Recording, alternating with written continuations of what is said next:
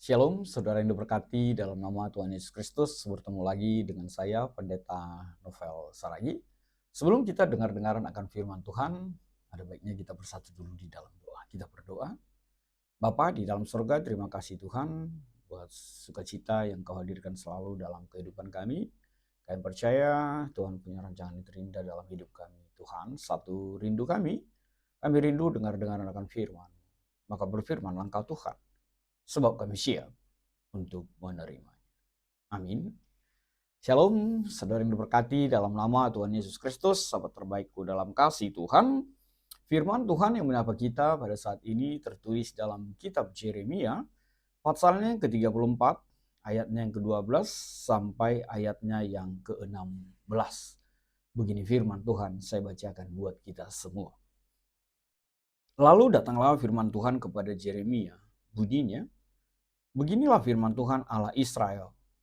Aku sendiri telah mengikat perjanjian dengan nenek moyangmu pada waktu aku membawa mereka keluar dari tanah Mesir, dari tempat perbudakan.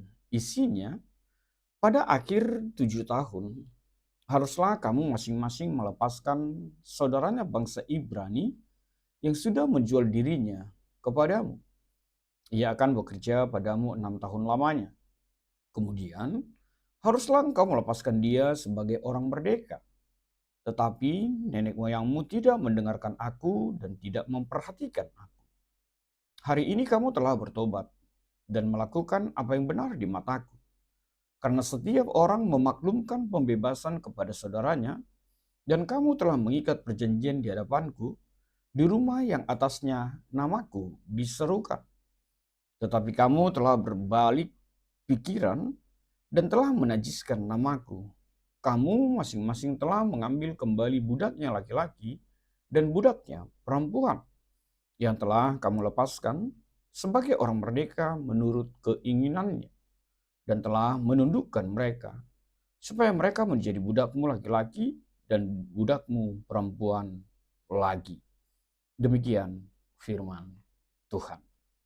Saudara yang diberkati dalam nama Tuhan Yesus Kristus, firman Tuhan ini benar tepat sekali dihadirkan di saat kita mau merayakan hari ulang tahun kemerdekaan kita. Bangsa Indonesia merdeka di tanggal 17 Agustus yang selalu kita rayakan setiap tahunnya. Dan saat ini tema kita pun mengangkat topik hiduplah sebagai orang merdeka. Anda sudah merdeka?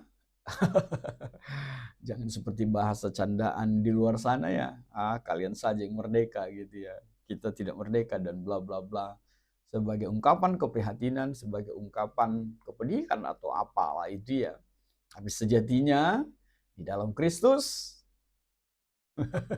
jangan pernah mengatakan hal yang sama. Dalam Kristus kita sudah dimerdekakan. Merdeka.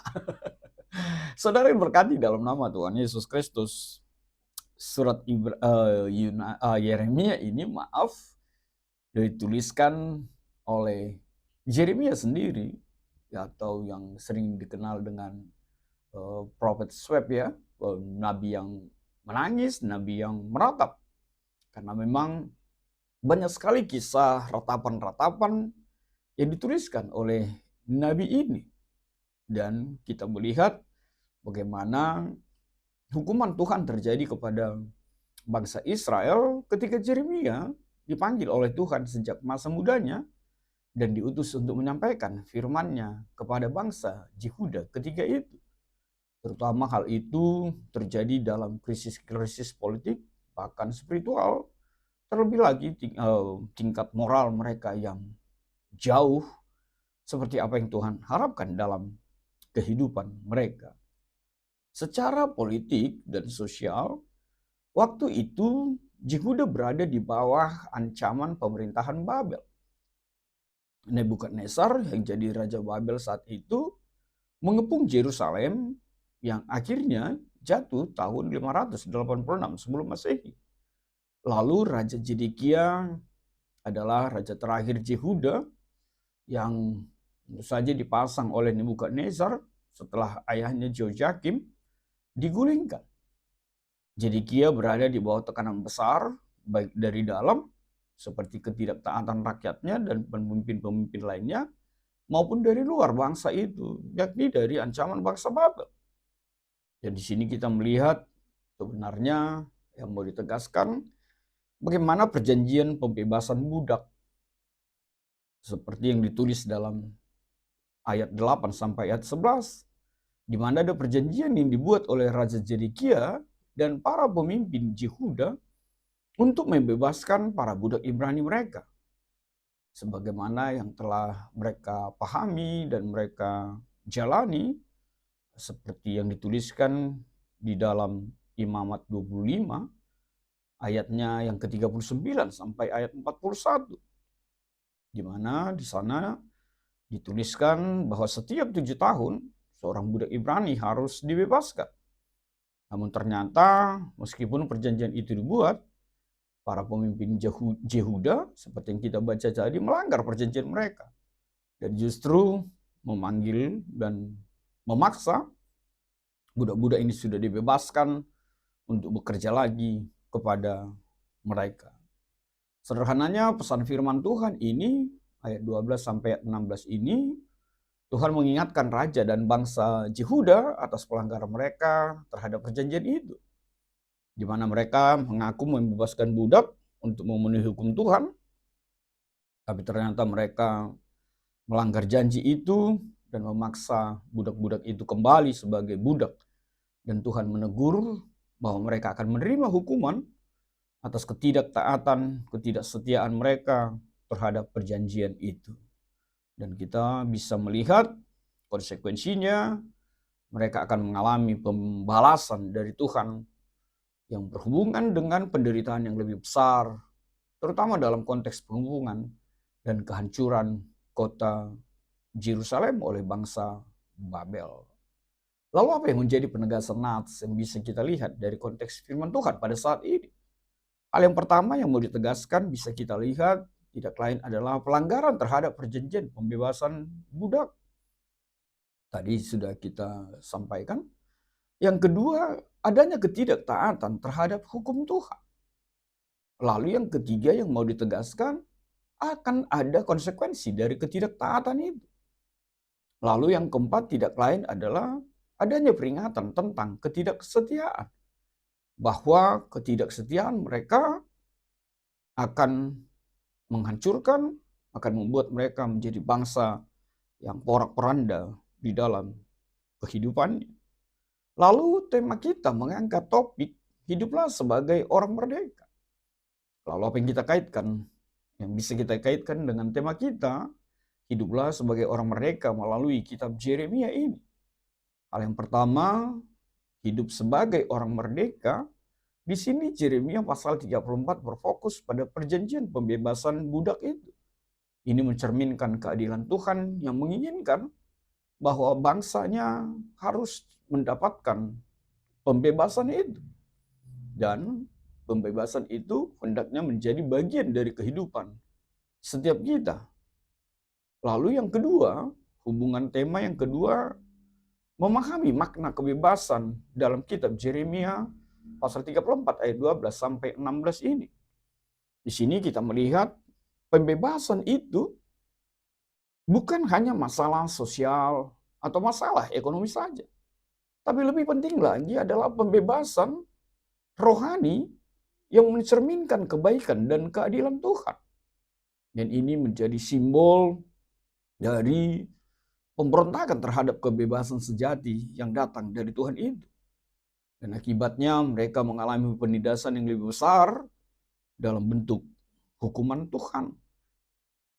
Dan mari kita melihat apa kaitan temanya yang lebih lagi.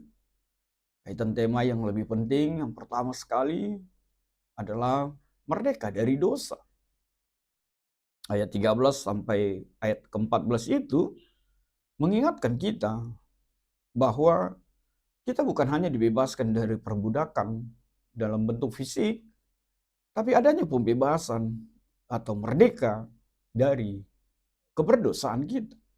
Bebas dari belenggu dosa, seperti apa yang dituliskan Roma 6 ayat yang ke-18 itu. Lalu apa yang kedua, kaitan temanya kebebasan yang bertanggung jawab. Di Yeremia 34 ini, perjanjian pembebasan budak itu mencerminkan tanggung jawab dalam kebebasan. Pembebasan bukan hanya untuk keuntungan pribadi, tetapi juga harus diteruskan kepada sesama, sesuai dengan apa yang Tuhan mau terjadi untuk setiap kita. Yang ketiga, kaitan temanya, merdeka dari ketidaktaatan. Ayat 16 menunjukkan bahwa ketidaktaatan terhadap perintah Tuhan akan mengakibatkan kehilangan kebebasan yang sejatinya. Lalu apa yang keempat yang menjadi kaitan temanya? Memahami bahwa kebebasan itu datangnya, sumbernya dari Tuhan. Dalam konteks Yeremia ini, pembebasan budak Ibrani adalah tanda dari kesetiaan Tuhan terhadap janjinya. Tuhan mengingatkan kembali. Dan Tuhan memanggil umatnya untuk menjalani kehidupan yang merdeka dalam keadilan dan kebenaran Allah. Lalu apa yang terakhir yang bisa kita kaitkan dengan tema kita? Hiduplah sebagai orang merdeka dalam Kristus. Kita tahu bahwa dalam perjanjian baru, kebebasan setiap kita menjadi lebih jelas melalui pengorbanan Yesus Kristus di kayu salib itu. Kristus membebaskan kita dari hukuman dosa dan memberikan kebebasan untuk hidup baginya. Bisa kita baca di dalam Galatia 5 ayatnya yang pertama. Dan ini adalah kebebasan rohani yang lebih tinggi yang seharusnya menuntun setiap kita untuk hidup tidak hanya sebagai individu yang merdeka, tapi juga sebagai umat yang merdeka yang menghargai kebebasan setiap orang. Lalu saudara yang diberkati dalam nama Tuhan Yesus Kristus, hal apa yang menjadi refleksi buat kita melalui topik kita pada hari ini? Hal yang pertama yang menjadi refleksi buat setiap kita tidak lain adalah bahwa hargailah kebebasan yang diberikan Tuhan untuk setiap kita. Yeremia 34 menegaskan bahwa kebebasan adalah pemberian Tuhan yang harus kita hargai dan dijalankan dengan bertanggung jawab dengan benar. Artinya kita bisa berefleksi secara pribadi, apakah kita menghargai kebebasan rohani yang diberikan Tuhan? Kita dibebaskan dari dosa dan keterikatan dunia, harusnya membawa kita untuk hidup berintegritas, mengutamakan kebenaran, dan menjunjung tinggi prinsip-prinsip di dalam Tuhan.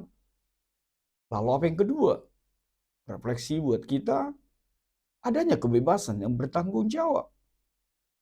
Melalui firman Tuhan ini, Tuhan ingin kita hidup dalam kebebasan, tetapi kebebasan itu adalah kebebasan yang bertanggung jawab untuk menghormati hak-hak orang lain. Lalu apa yang ketiga menjadi refleksinya? Hiduplah dalam ketaatan sebagai bentuk kebebasan sejati. Artinya, melalui firman Tuhan ini, Tuhan bukan mau mengatakan ada kemerdekaan yang bablas, ada kemerdekaan yang tidak bertanggung jawab. Tapi kemerdekaan itu harus diikat bentuk ketaatan dan kesetiaan kepada Tuhan. Jadi bukan seperti apa yang sedang terjadi dan masih terjadi di negara kita ini. Banyak orang yang memahami bahwa kemerdekaan itu menjadi kemerdekaan yang suka-suka atau kemerdekaan yang kebablasan yang menyenangkan dirinya sendiri, tak peduli orang lain. Lalu apa yang berikut yang menjadi refleksinya? Pahamilah kebebasan itu diberikan di dalam Kristus. Lihatlah seperti apa yang tertulis di dalam perjanjian baru itu. Kristus Yesus datang untuk memberikan kebebasan sejati. Keterbelengguan dalam dosa dilepaskan. Kita menjadi pribadi yang dimerdekakan. Artinya kebebasan yang kita nikmati bukan hanya kebebasan dari perbudakan fisik, tapi juga kebebasan rohani yang memampukan setiap kita untuk hidup bagi Tuhan dan sesama. Lalu apa yang kelima? Refleksi buat setiap kita. Kalau kita orang yang sudah dibebaskan merdeka dalam Kristus, Hindarilah hidupmu dari perbudakan dunia ini. Bagaimana bentuk perbudakan dunia ini? Ya, jangan lagi belenggu dirimu dalam keperdosaan. Judi online, utang piutang yang hanya untuk menyenangkan dirimu, kerakusan, korupsi, apa ya, yang berdukun, ya segala sesuatu di luar Tuhan. Jangan pernah sudah merdeka, tapi juga masih mau diperbudak oleh dunia ini. Lalu apa yang terakhir? Milikilah kebebasan untuk menghargai dan membebaskan orang lain itu. Dan itulah ciri orang yang merdeka. Dia bisa menghargai dan juga memerdekakan, serta membebaskan orang lain. Artinya, kita bisa berefleksi, apakah kebebasanmu, apakah kebebasan kita dalam Kristus mendorong kita untuk membebaskan orang lain dari ketidakadilan, membebaskan orang lain dari keperdosaan, atau juga dalam penderitaan. Sebab itulah yang Tuhan mau sejatinya. Untuk setiap pribadi yang merasakan kemerdekaan dalam kehidupan, tentu saja di dalam satu nama, Yesus Kristus Tuhan kita. Amin. Tuhan memberkati kita bersatu dalam doa. Bapa di dalam sorga, terima kasih Tuhan buat kemerdekaan yang Kau berikan. Kami dibebaskan menjadi pribadi yang merdeka, tidak terbelenggu lagi oleh dosa-dosa dan godaan dari dunia ini. Dalam kasih-Mu Tuhan Yesus kami berdoa dan mengucap syukur. Amin.